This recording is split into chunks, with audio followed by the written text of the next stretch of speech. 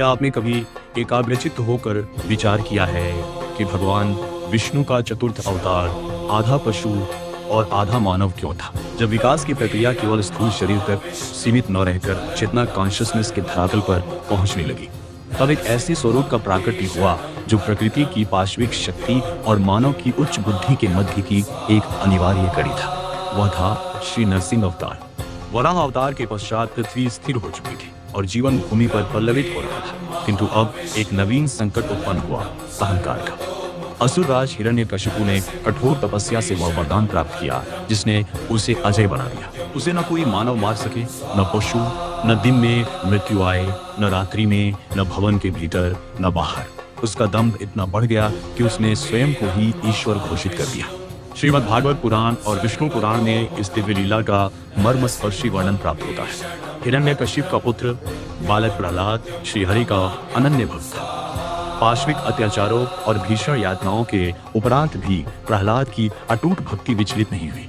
एक दिन क्रोधोन्मत्त होकर हिरण्यकशिपु ने गर्जना की, यदि तेरा विष्णु सर्वव्यापी है तो क्या वह इस निर्जीव स्तंभ में भी विद्यमान? प्रहलाद ने अत्यंत शांत भाव से उत्तर दिया, हाँ। और उसी क्षण राजप्रासाद का वह स्तंभ भीषण हुंकार के साथ विदीर्ण हो गया। एक ऐसी गर्जना हुई जिससे त्रिलोकी कंपायमान हो उठी। उस स्तंभ से प्रकट हुआ एक विस्मयकारी और कराल स्वरूप, जो न पूर्ण पशु था न पूर्ण मानव।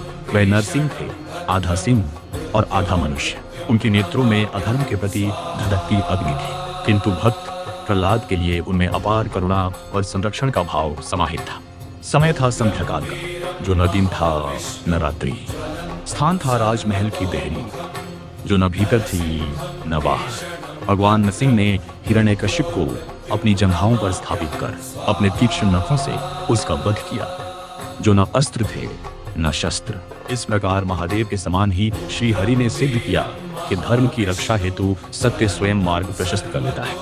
यदि हम आधुनिक विकासवाद एवोल्यूशन के परिप्रेक्ष्य में देखें तो एक समय ऐसा आया जब जीव केवल जैविक प्रवृत्तियों से ऊपर उठकर उच्च बुद्धि और भावनात्मक चेतना विकसित करने लगे। नरसिंह अवतार उसी संधि काल का प्रतीक है, जहां शारीरिक शक्ति और विवेकपूर्ण चेतना पहली बार एक साथ परिलक्षित होती है।